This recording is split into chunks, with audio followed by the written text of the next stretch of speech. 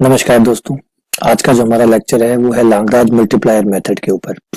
ये maximum minima का एक मेथड है। सबसे पहले तो हम समझते हैं कि हमें किसकी जरूरत है।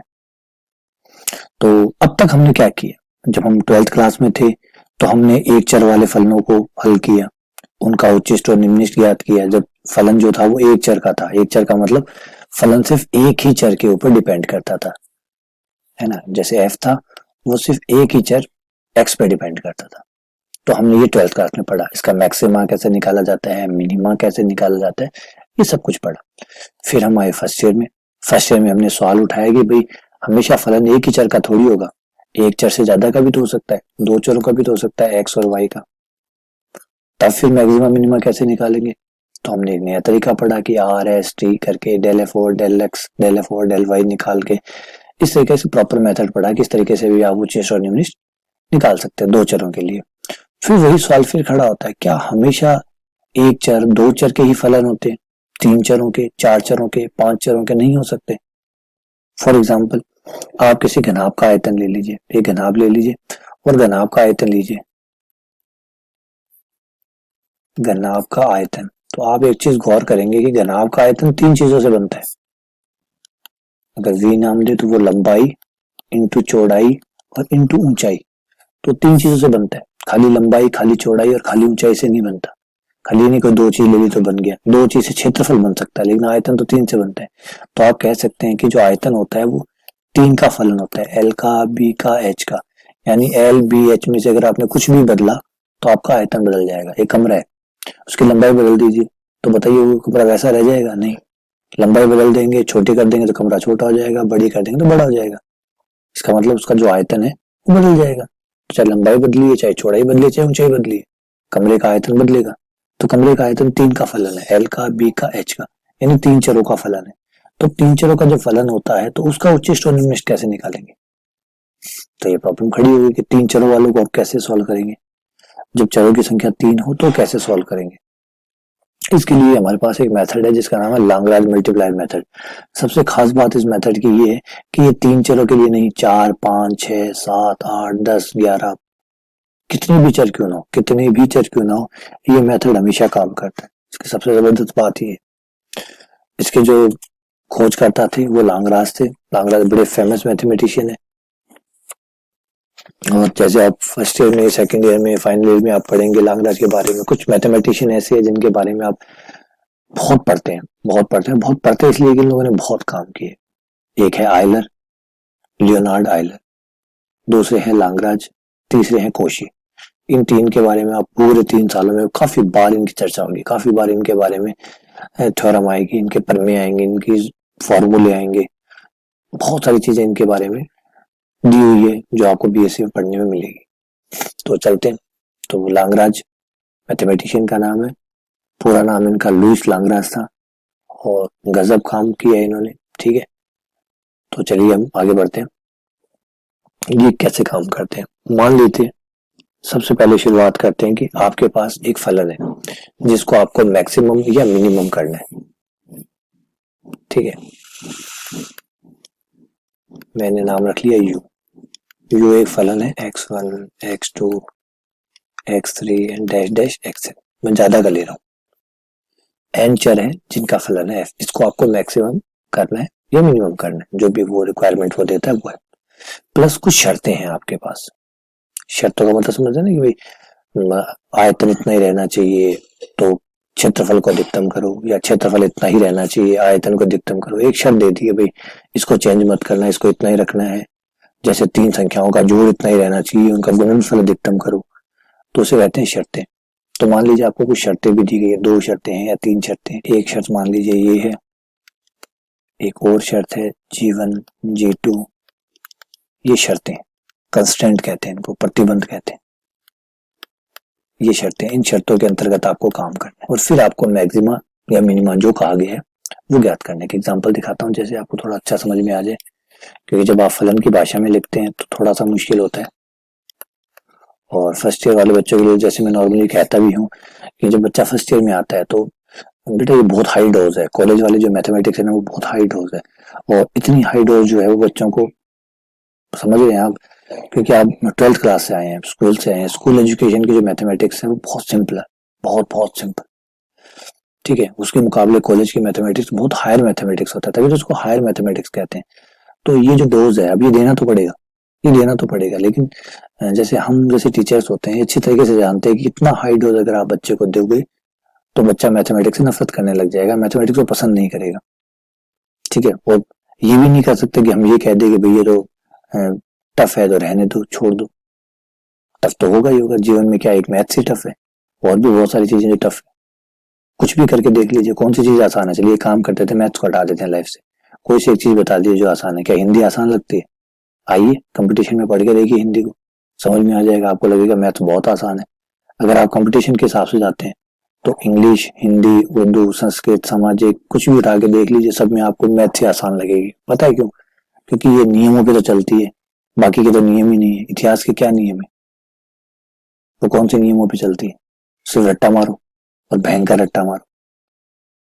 तो इसमें से कम नियम तो है, याद तो नहीं करने पड़ते कि भाई ये नियम है, ये कभी नहीं टूटेंगे। तो समझिए बेटा, आसान कुछ भी नहीं है लाइफ में। क्या आसान है? हर तरफ कंपटीशन है, हर तरफ संघर्ष है, ठीक है, सबसे लड़ना पड़ता है। तो ये समझो, आपके इस बात को समझना ही पड़ता है। इसलिए क्या, थोड़ा मैथमेटिक्स जब कॉलेज में आते हैं बच्चे, तो सबसे पहले हमारी कोशिश ये होती है कि बच्चों को थोड़ा सा एडजस्ट कर दें, थोड़ा सा इस नए वातावरण के साथ एडजस्ट कर दें, उन्हें थोड़ा टाइम दें, थोड़ा थोड़ा थोड़ा उन्हें पढ़ाएं। एक बार वो रफ्तार में आ जाएंगे, है ना। आपने कभी क्रिकेट मैच से पहले देखा होगा, प्लेयर जो होते हैं वो वार्म अप करते रहते हैं। वार्म अप का मतलब होता है वो शरीर को गर्म करते रहते हैं, ताकि उन्हें वो जो वातावरण है वो नया ना लगे, उन्हें ऐसा लगे कि यहाँ तो ये बहुत टाइम से। उस वातावरण के लिए खुद को, अपने आप को ढालते हैं। वातावरण तो ढलने वाला नहीं है, आपको ही ढलना होगा। तो जो प्लेयर्स होते हैं वो लगातार वार्म अप करते रहते हैं, नसों को खींचते रहते हैं, ठीक है, छोटे छोटे योग करते रहते हैं, म्यूजिक सुनते रहते हैं, कुछ ऐसा करते हैं जिससे उन्हें वो लगे कि वो, क्योंकि देखिए स्टेडियम बदलते हैं उनके, हर दिन स्टेडियम बदलते हैं। आज इस स्टेडियम में, कल किसी स्टेडियम में होंगे, परसों किसी में होंगे। आज चंडीगढ़ में बैठे हैं, कल धर्मशाला पहुंच जाएंगे, परसों ये कोयम्बटूर पहुंच जाएंगे। तो एक जगह से दूसरी जगह ये चलते रहते हैं। अब एक जगह से दूसरी जगह जाते हैं, वहां का वातावरण अलग होता है, वहां की हवा पानी अलग होती है, उसके साथ उन्हें एडजस्ट करना पड़ता है। तो वो लगातार अपने आप को एडजस्ट करते रहते हैं, बॉडी को इस तरीके से बनाते हैं कि नॉर्मल आदमी एडजस्ट ही ना कर पाए। सबसे बड़ी समझ, जैसे आप ऐसे समझिए कि आप यहाँ से उड़ान भरते हैं, आप जयपुर से उड़ान भरते हैं, और जयपुर से आप अमेरिका जाते हैं। जयपुर से आप मान लीजिए ब्रिटेन गए, समझ लीजिए आप ब्रिटेन गए, आप ब्रिटेन सुबह यहाँ से 6 बजे निकले, ठीक है। आपने 12 घंटा की यात्रा की, नहीं, अब आपने 12 घंटा की यात्रा की, तो आपके दिमाग में कंफर्म, ये बात कंफर्म है कि जब आप ब्रिटेन पहुंचेंगे तो शाम के 6 बज जाएंगे। पता, जब आप ब्रिटेन पहुंचेंगे तो वहां भी सुबह के 6 बज रहे होंगे। बताइए वो आपका दिमाग पे कितना बुरा असर पड़ेगा, कितना बुरा असर पड़ेगा। क्यों? क्योंकि जो आपका लॉजिक है वो वहां फेल हो गया। आपका लॉजिक ये था कि आप सुबह 6 बजे जयपुर से निकले हैं, 12 घंटा की आपने यात्रा की है, और जब आप ब्रिटेन पहुंचेंगे तो 12 बज रहे हैं, सुबह के शाम के 6 बज रहे होंगे, शाम हो चुकी होगी, और आपको खाना होगा, फिर सोना होगा। लेकिन जैसे आप वहां पहुंचे तो सुबह के 6 बज रहे थे, लोग उठ चुके थे, तैयार थे, सोने की कोई बात नहीं थी, धूप निकल रही थी। अब अब आपका दिमाग विरोध करेगा नहीं, 12 शाम के 6 होने चाहिए। घड़ी बता रही है सुबह के 6, धूप बता रही है कि सुबह के 6, दिमाग कह रहा है नहीं शाम के 6, सोने का टाइम है, सोना है खाना खा के।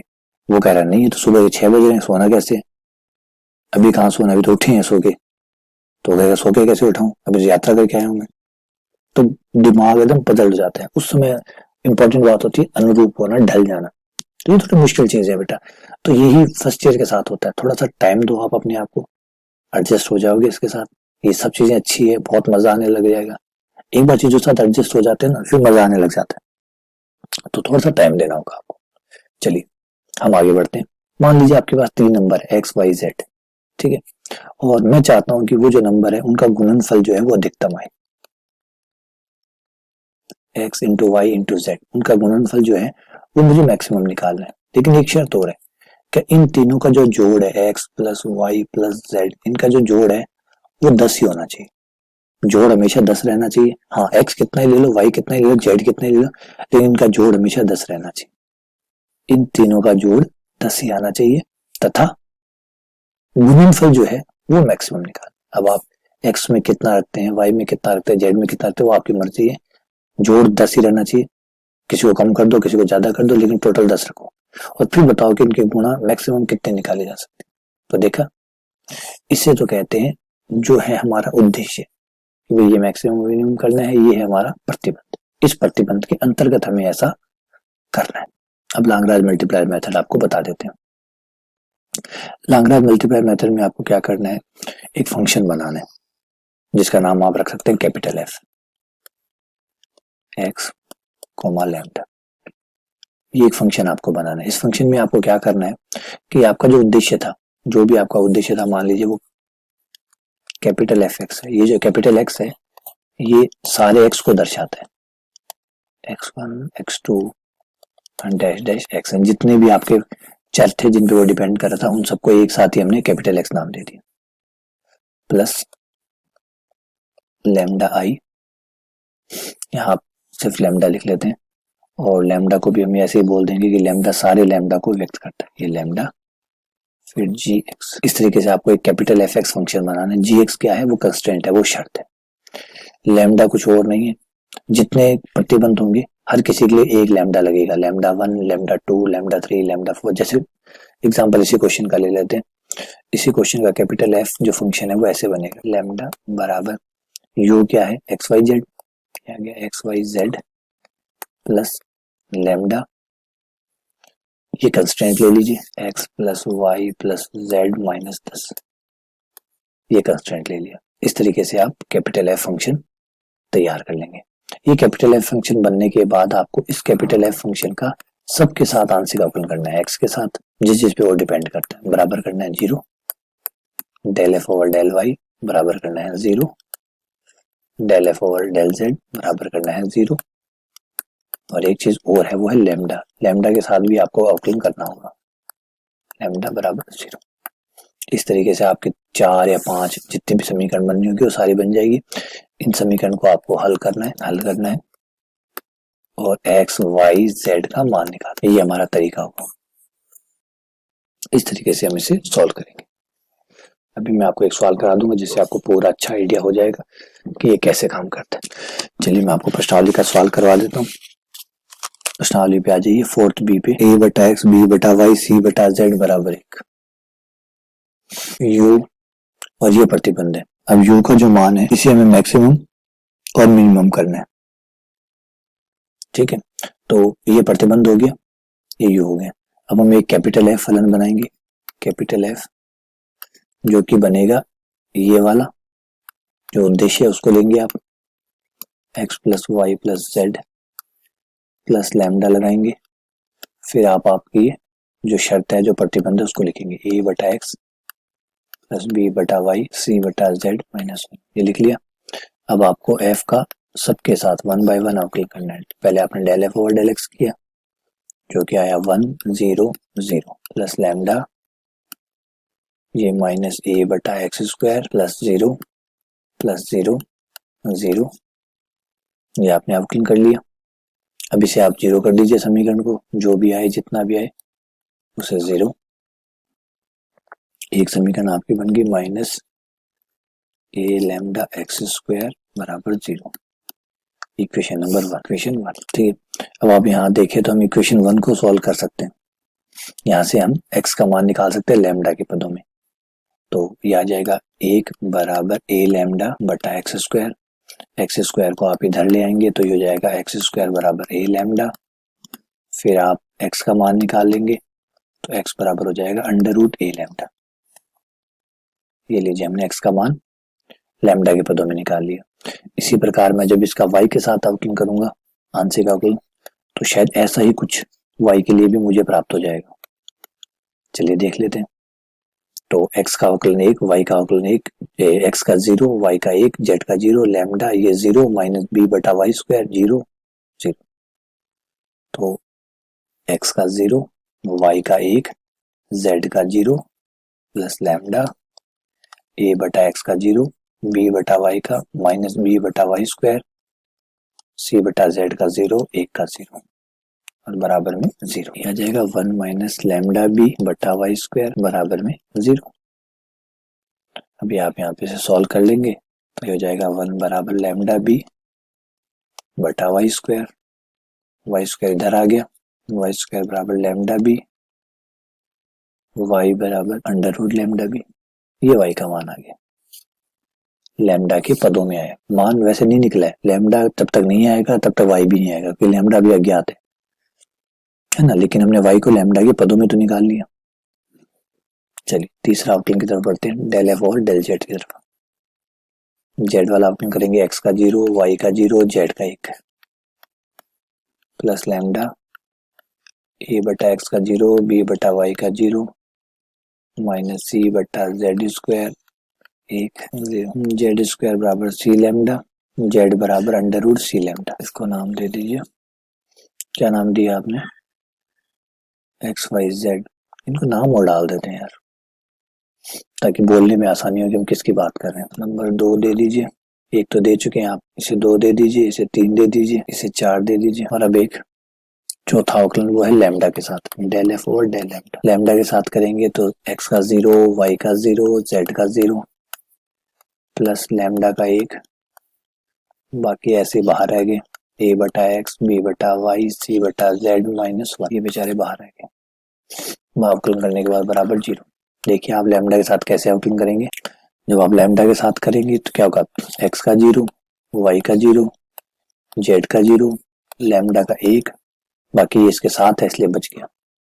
तो यूं मान लीजिए ये जो सारा पत्ता ये बाहर आ गया, ये आपका जैसे अवकलन करते हैं आप तो नियतांक जो होता है वो बाहर आ जाता है, तो ये बाहर आ गया।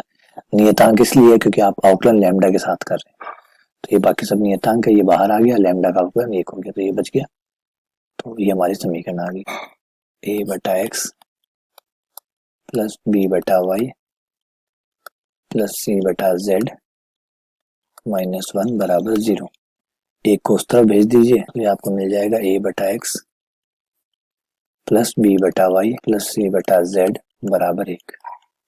समीकरण नंबर 5। अब एक काम कीजिए, समीकरण 2, 3, 4 से आपने एक्स वाई जेड के मान निकाले, वो 5 में रख दीजिए। समीकरण 2, 3 व 4 से मान समीकरण 5 में रखने पर, समीकरण 5 में रखने पर जैसे आप 5 में रखेंगे तो ए एक्स का मान कितना था, समीकरण 2 पे जाइए।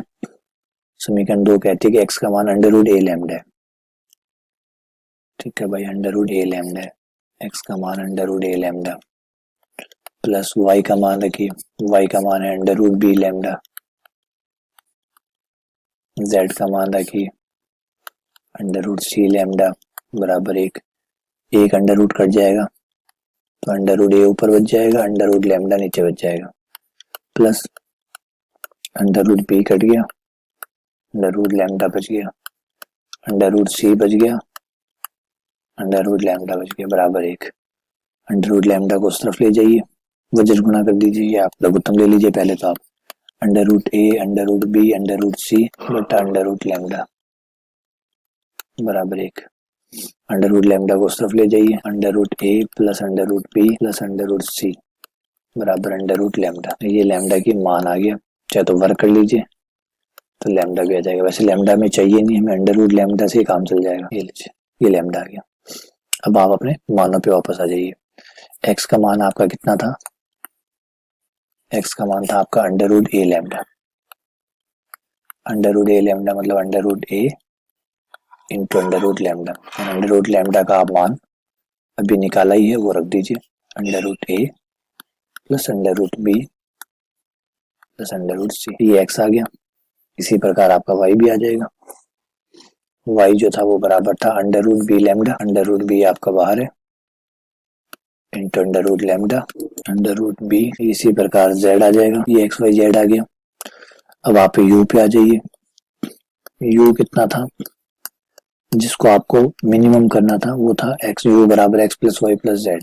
मान रख दीजिए, एक्स का मान रख दीजिए, एक्स का मान है under root A into under root A B C, ये under root A under root B under root C. Under Y का मान रख दीजिए, वाई का मान है under root B under root A under root B under root C, और Z का मान है अंडर रूट सी, कॉमन निकाल लीजिए, under root A under root B under root C जो है वो कॉमन है, वो यहाँ भी है, वो यहाँ भी है और वो यहाँ भी है। Under root A under root B और अंडर रूट सी कॉमन ले लिया, कॉमन लेने के बाद में अंदर में बचा under root A plus under root B plus under root C, under root A plus under root B plus under root C का होल स्क्वायर। ये लीजिए आपका यू का मान आ गया। तो ये है लांगराज मल्टीप्लायर मेथड। तो ये अभी देखिए आपने अच्छी तरह से देख लिया होगा, ये कोई चरों पे डिपेंड नहीं कर रहा, 3 चर है या 4 है या 5 है, आउटलाइन करना है। अगर 4 चर है तो 4 बार आउटलाइन करो, 5 चर है तो 5 बार आउटलाइन करो। तो इस मेथड की ये सबसे अच्छी बात है, ठीक है ना। चलिए बहुत बहुत धन्यवाद, शुक्रिया। बाकी हम अगले लेक्चर में करेंगे।